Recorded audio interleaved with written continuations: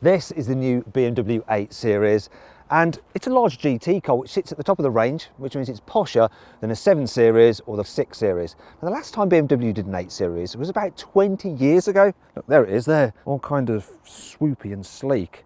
Now we'd like to see what I looked like 20 years ago, see if I aged so well. Look, there's me, all fresh-faced. Not so much now. Now let's talk about the face of this 8 Series. You see, I do quite like it, but I'm not so sure about the big grille. It kind of reminds me of the nose on the pigs of the Angry Birds. Down the sides though, it's got a great profile, this car, really sleek and long. Now I like the fact that this one's got the optional carbon roof. That just adds to the sporty flavour. Round the back, this has got a sweet ass. Look at that back end. Now, I'm not so sure about this spoiler. It kind of looks a little bit stuck on. I wish it was integrated more into the body. Still, overall, it's a really smart looking car, but you do have to pay for it. It starts from £76,000 for this 840D version. But if you want to see how much money you can save on a new car, click on the pop-out banner in the top right-hand corner of the screen or on the link below the video to go to CarWow. Alternatively, just Google CarWow. It's easy. The 8 Series is supposed to be the pinnacle of the BMW range. So does it feel suitably special enough compared to normal BMWs to warrant that? And I think, yes, it does. Just about. It doesn't quite have the pizzazz of a Mercedes S-Class coupe, but it is still pretty nice. And I want to show you this. This center console design is reminiscent of the original 8 Series. Look, very similar. Yes, I'm a bit of a car geek. Now let's talk about the quality. So you've got leather on the dash, which feels very well made. There's metallic effect here. We've also got it up here. I just wish that they had metal window switches like you get in a Mercedes S-Class coupe. However, unlike the Mercedes S-Class coupe, which does have the odd, really cheap feeling bit of trim about the place, which lets the side down, this doesn't have any. Everything feels quality. And a good way to test a car's quality is with the sun visor, just how solid it feels and how well the mirror cover slides. And that feels expensive. I also like the fact that they've got metallic effects here for the climate control around the air vents. You've got the light design as well, pretty nice. And the fact you've got a frameless mirror, so you haven't got a horrible bezel around it, which can feel a little bit cheap. Generally, this is really nice. I also like what they've done here, the way they have all the driving controls just in one pod. Now, this particular car is fitted with the £600 optional crafted clarity, as BMW calls it, and it includes glass elements for the iDrive controller, the engine stop button, and the on-off control there on the stereo, as well as a big crystal gear selector knob. Now, I'm not too keen on this in the lesser BMWs, but it's kind of okay here in the very poshest BMW, and it has an expensive-ish feel to it. Let's talk about the practicality here in the cabin. So I like the fact that, look at this, you have got electric control for the steering wheel. Also, the seating position is spot on. You sit nice and low. It does have a low roofline, this car, but you can get the seat low enough that if you're tall, you should just about be okay. And there's, of course, plenty of adjustment in the seat. You can push it all the way back if you've got really, really long legs. The seats themselves are very comfortable, and you can adjust them for lumbar support as well and stretch out the base for more under leg support. Really nice seats, comfy on long journeys. Now, this particular car I've got here has an M Sport upgrade on it, and it includes an M Sport steering wheel, which is pretty nice. It's got a heated function on it here as well, so it's handy to get to. And look, we've got M Sport seat belts for an added dash of colour here in the cabin. The package also includes Alcantara for the roof lining, which does just add to the luxury feel. Now let's talk about this infotainment system, because the 8 Series gets the latest version of BMW's iDrive, so you can operate it by touching it. You can use voice commands by going, "Hey BMW, what's the time?" It is 14:58. You can also control it by gesture. So yeah, if I do that, come on, there we go. I can wave my hand about and control certain things. And I do use it for the volume, and I like how you can skip tracks by going like that. That's it, recognizing my gesture. That's quite good fun. It's nice to use. And in some ways seems a bit more intuitive than actually pressing a button on the steering wheel to do it. There are more functions than in previous BMWs, but it's not too confusing, and you can lay out the menu just as you want it, as it's customizable. If you want to, you can use the old-fashioned swivel wheel, which is actually pretty good when you're driving along. It's nice and easy to operate, and you can just whip through different menus and just activate different things. So it's good that they've retained that, unlike Audi, which has got rid of their swivel wheel controller and just gone fully touchscreen, which isn't such a good idea. You can use the infotainment system to control all the car's major functions, and you can do things like alter the colour of the interior ambient lighting, which is standard on this car. There's not too many colours to choose from, but there's enough. You can have things like blue and green, but I think it just looks better with orange to match the exterior paint. Looks pretty cool. Also, you have various online apps. You can do things like check the weather or the news. And there's even a concierge service where you can contact someone at BMW for help with the car, or to actually program your sat-nav remotely. It's dead simple. My only major real problem with this infotainment system is the fact that while you have Apple CarPlay, there is no Android Auto, so I can't connect my phone to it, and I'd like to. Still, the screen is very sharp, the graphics look good, and the map is really responsive when you try and move it around. Now let's move on to the digital driver's display, which I don't think is quite as successful as those in an Audi or a Mercedes. So part of the reason is that it's all quite dark. It doesn't quite have the functionality either that you get in the other German cars as well. So you can choose different views and things like that, but it's not quite as extensive. I'm also not a big fan of the rev counter going backwards. Now they've done that so that they've freed up space in the middle for the sat nav. Unfortunately, it's not that clear. One thing I will point out though is I like the fact they have the little graphic of the car, and it's shown in the colour that you have the car, which is a nice touch. The specification on this car is really, really good. As standard in the UK, we get the N Sport version, which has all the kit you really need. Finally, let's talk about the cubby spaces, because they do matter if you're going to be in a Grand Tourer crossing continents. So the door bins are long, but not really very wide, so I could just about squeeze that into it. The glove box is so-so. The manual does take up a bit of space, but you can chuck that away really, because you actually have the manual installed on the car's infotainment system, so just use that one instead. Under here you do have quite a bit of space, and you've got your USB-C. How modern is that? USB-C socket there to plug in your mobile devices. Also under here you have a normal USB socket, so you can plug it in your phone system there as well. And there's a little pad there for wireless charging for your mobile phone, or to charge the car's key. You've got a couple of cup holders here. My only problem with the cup holders is that this part of the cover just hangs over the top of it, so you've got to be careful not to catch your coffee cup when you're lifting it out, because you might spill it everywhere, and that'd be really, really annoying. Almost as annoying as having to be a passenger in the back of this car. Let me show you why. So I'm going to move this seat out of the way so you can see what the heck is going on. And now I'm going to jump into the back. So already it's not the easiest. You have to wait till the seat moves out of the way. It's a very low roofline, so you're having to really squat down. And watch this, right? I'm going to pull this back. This is not going to be pleasant. It's not pleasant. See, it's starting to crush my legs. I'm not going to be able to travel anywhere like this. Look, no headroom, no knee room.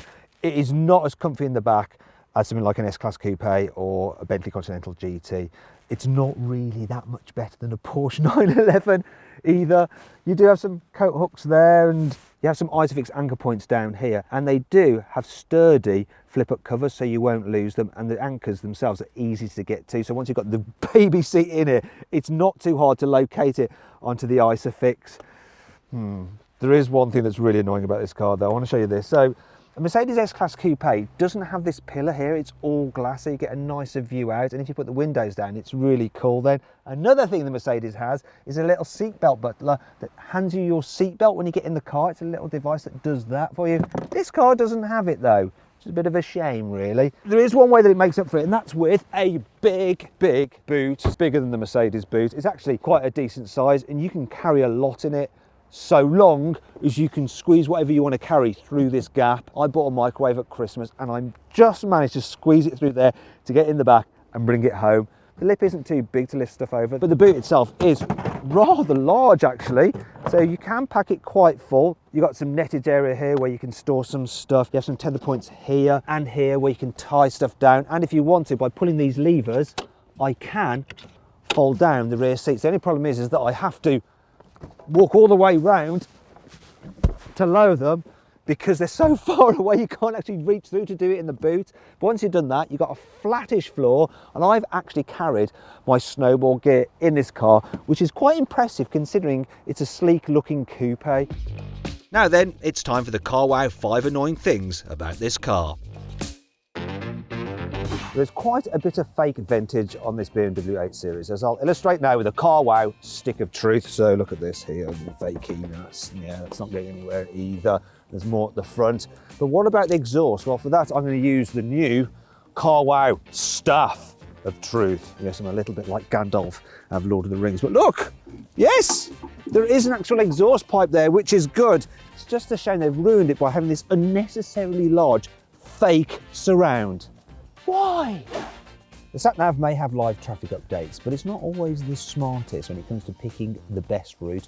For instance, if you have the sat-nav running and you're going a way that you're used to going and you decide to take a little detour because you know it'll save you time, this sat-nav just won't pick it up and it'll keep on trying to reroute you back on a route which is longer. Eventually it'll flip over and go, oh, actually the route you've chosen will get you there quicker. It's a bit annoying. The car comes with a digital key, which may seem impressive because you can do things like operate the ventilation system when you're outside the car. However, the screen is so laggy, it's like a mobile phone from the early noughties, and really don't want to carry that around in your pockets, it's so huge. However, BMW do let you connect a virtual key to your phone so you can actually open the car using your phone. Fortunately, it only works for Android phones, which is a bit ironic because the system inside the car, the iDrive, doesn't work with Android Auto, only Apple CarPlay. It's like you need one kind of phone for one thing and one kind of phone for another. The little seatbelt buckles sit a bit proud of this central part of the seat. That means that when you fold the seat backs down and you put some weight on them, you actually get them pushing it into the soft merino leather. And if you look here, you can see I've done it once and I've got 2 indentations there on the seats, and that's really doing my head in. Makes a weird noise when you accelerate.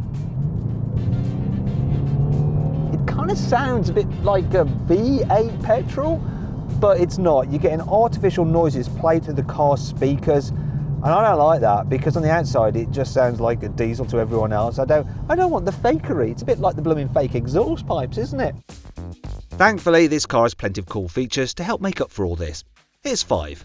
The 8 Series gets a really good heads-up display, so it's nice and big and clear, and it shows stuff such as the speed limit, directions from the satellite navigation, and if you have it in sports mode, a rev counter for the engine. Yeah. Bit of a diesel rattle there, but anyway. Also, it'll show things such as warning signs, for instance, if someone opens the door. This car has brilliant high-definition surround view cameras, and if I go into 3D mode, I can actually look at the car as if it's in a computer game and look round it using gesture controls or by using the control wheel here. And I'll notice there, look, there seems to be somebody stood behind the car. Now, if I want to reverse past them, I can do something really clever. So this car's fitted with something called reversing assistant. If I hit that, it'll engage it. Now the car automatically learns my steering inputs for the past 50 meters, and then it can play them backwards. So I can get the car to automatically reverse past that person there, and it will automatically steer safely around them. And look, there's another person there, yet it'll steer the other way to go around them as well. This is really handy if you're parking in an underground car park and it's really twisty and turny and you need to just reverse out. Dead simple, and in this case, dead safe. How cool is that? Thanks to rear wheel steering, the back wheels turn in the opposite direction to the front wheels when you're driving slowly, and that helps aid low speed manoeuvrability, which is handy in a long car such as this. Then when you're going faster, the back wheels turn in the same direction as the fronts to aid high speed stability. The optional laser headlights are twice as bright as normal headlights, and they can shine up to 600 meters down the road. The active cruise control is really clever, so it uses the sat-nav to see if there's a bend in the road, and it'll actually decide the car needs to slow down. Look, my feet aren't touching the pedals, yet I've got the cruise control set at 45 miles an hour, and it's slowed me down to 35 to take this corner, even though I'm pretty sure the car could have gone around there a bit quicker. That's really clever.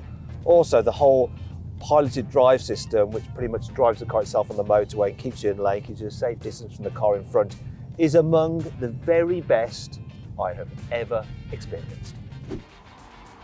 The first thing I noticed when driving this car is that it feels massive on the outside. It's quite compact here on the inside, but you're never sure where the corners of the car are. You've got a huge bonnet to look over, and you're sat quite low, and you're going through gaps in traffic, you just wince and you just hope you're not going to hit anything. You do have the cameras you can press to look around, but they turn off after 10 miles an hour.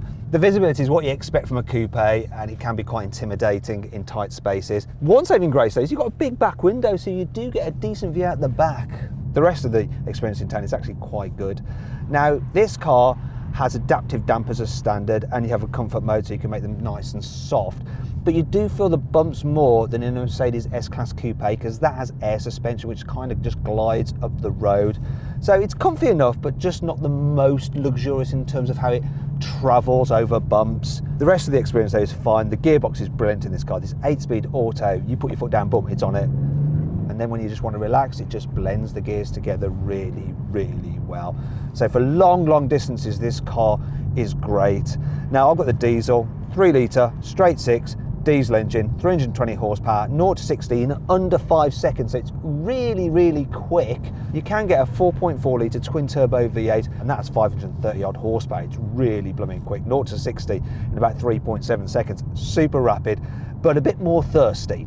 Now while this 8 Series might not be quite as comfortable as that Mercedes S-Class Coupe, get on twisty road and you feel the benefit. It's really sharp to drive actually, for something that weighs almost 1900 kilos.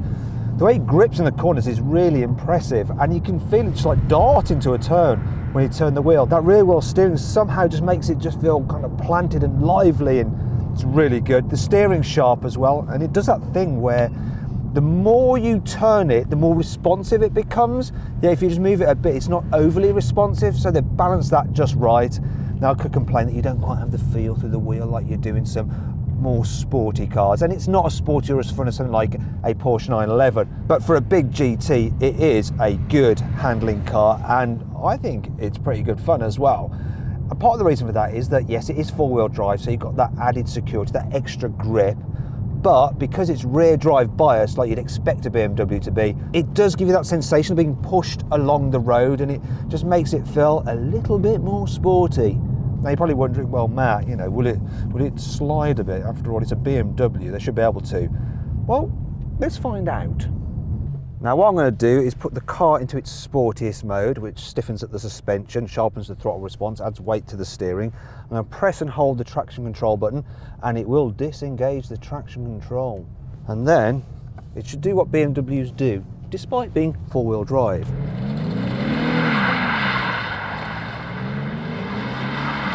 Four-wheel drive means you can't get a slide on in quite the same way, but you can do a little bit of it, which is silly enough. BMW give us a limited slip differential on the rear as standard in the UK. Definitely more fun than a Mercedes S-Class Coupe. No doubt about it. If you want to see how much you can save on a BMW 8 Series, click on the pop-out banner in the top right-hand corner of the screen, or on the link below the video to go to carwow, or just Google carwow. So then what's my verdict on the new 8 Series? Should you avoid it? Should you consider it? Should you shortlist it? Or should you just go right ahead and buy it? Well, I reckon you should shortlist the 8 Series. It's a big, luxurious coupe that's as fun as some sports cars. If you enjoyed this video, please click on our logo to subscribe to this channel, or to watch more content on the bottom right hand corner. However, if you want to save money on a car, click on the right to go to our deals page to see how much money you can save at carwow.